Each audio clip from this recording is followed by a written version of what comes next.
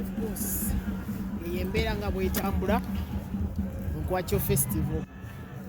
Yes, yembeera nga bwogiraba etambula.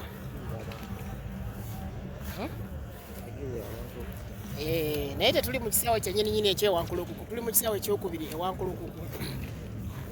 Eyo Nkwacho festival nga bwogiraba. And of course bwekiti bwe kiri stage bakyagipanga bupanzi nga bwokiraba, naye nga embeera nga bwogiraba Nkwacho festival. Yes, embeera nga bwogiraba Nkwacho festival. Mukukidomola sawa ya kulya Nkwacho kimu kirikiriya wala.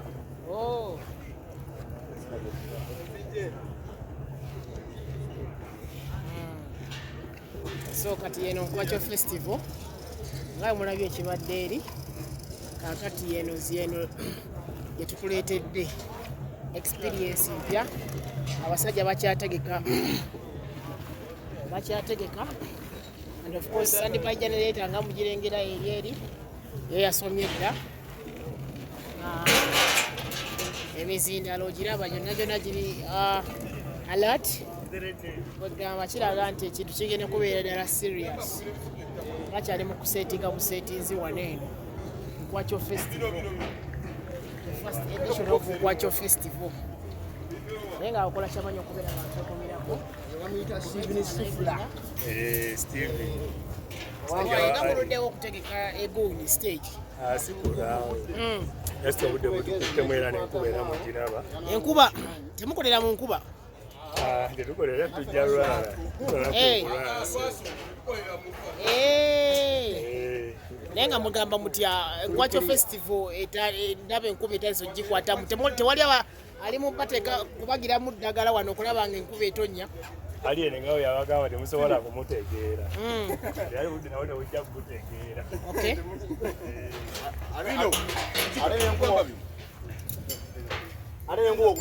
Enkuba okutonya bweti efuuyira bufuuyize nakyeranga eranga ekijja musuubire ejjaamu musuubire buli kimu. Sawa munana tubatugalawo emitegeera saa munana mugenda kwa mugalawo emiryango saa munana. Abantu batuuse ddala bajugire ku Freedom City tusubire nti amaanyi ge gamu ng'agali ku Freedom City. Luli asaba ekisaawe luli abaga mwakoze bubi okumpa ki Freedom City nze mu kisaawe tujja kuwa bamala watususeeko naye luli basooka kumukuba luyi sibimanyi manaja sibimanyi ko luno era bakoze eki wanga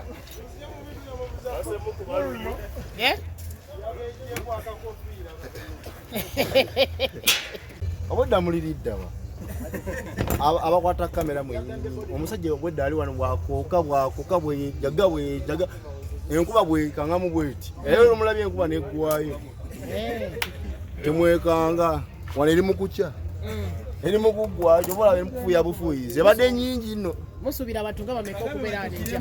Bantu nga bameka tuli mu mitwalo wano. Mitwalo ng'emeka ngabye mitwalo ebyenkumi eziri mu lubiri no wano tusubira mu mutwalo kudda waggulu. Mitwalo na mitwalo gy'abantu ngabye subira jjamu okuva ku lawundi ya ulira subira jjamu okuva ku lawundi ya Kabaka paka wano Wankulukuku nga motoka zijja wano babigere bajjano ba pikipiki bana ba boda naye komanyi kye Nkwacho festival. Omuntu ng'oyagala okumulagirira obulungi osobola mugamba otya mulagirire? Gwendagira nga ajja kujjukula Wankulukuku waba ava saidi z'e Masaka oli Busega jangu mpola tuka na Lukolongo Kyama bwoba okyama kwata ku lw'emutundu eyo shortcut woba otambudde nga weesiga mafuta g'omweggali bulungi nnyo tambula ng'ova ku lw'e-Masaka tuka ku Bitaala Kyama ng'olova ku lw'e-Masaka kasoosa nga Bitaala junction gwe Kyama bukyami buza ku kisaawe Wankulukuku tuli mabega wakyawo aw'ekisaawe woba ova Kibuye Kyangu kasosanga bitalabye kabuusu. Chama ku mukono gwo. Okutalya. Oba kibuye. Kitegeera. Bwobuuza Wankulukuku kisaawe. Ona yene jamu anaba akulaga kye kiriwo. Bwe n'omuntu ojaba omulaba ngagamba kituufu Nkwacho festival wa Wankulukuku wa leero wano. Okay, asitaje zitera okugwamu nga abayimba performing. Subhanallah. Abana abagisibye leero luno. Bani? Abasajja bavudde South Africa. Nanyini South Africa. Bavudde South Africa. Si bana bano Abitex bano. Bano bavudde South Africa. Bike wakabimu. Okitegeera? So, embera nga bogira bawaya zikyalimu. Bike nali manyi na ebyuma asaaga nesebo yajira ddala ebyuma. Sound tuzisandikide just enkuba ezikoze ki ezitawanyiza mugenda kuwanika ku stay amatala gali mugenda buli kimu. Sayimo munene w'ekyumba n'entondo wa.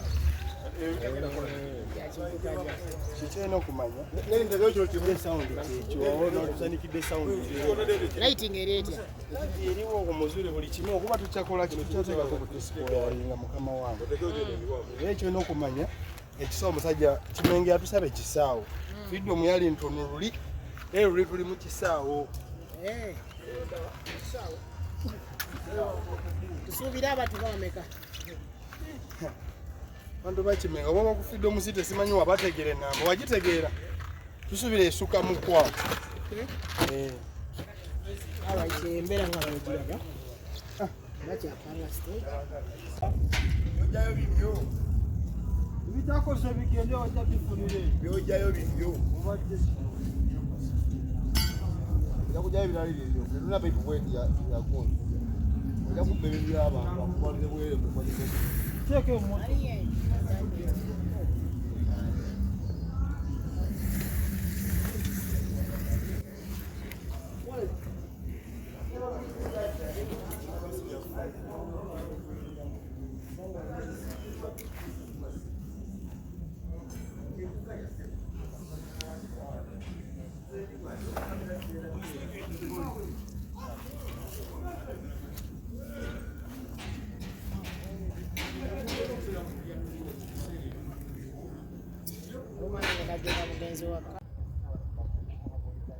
Kiato ni nkuka nawe.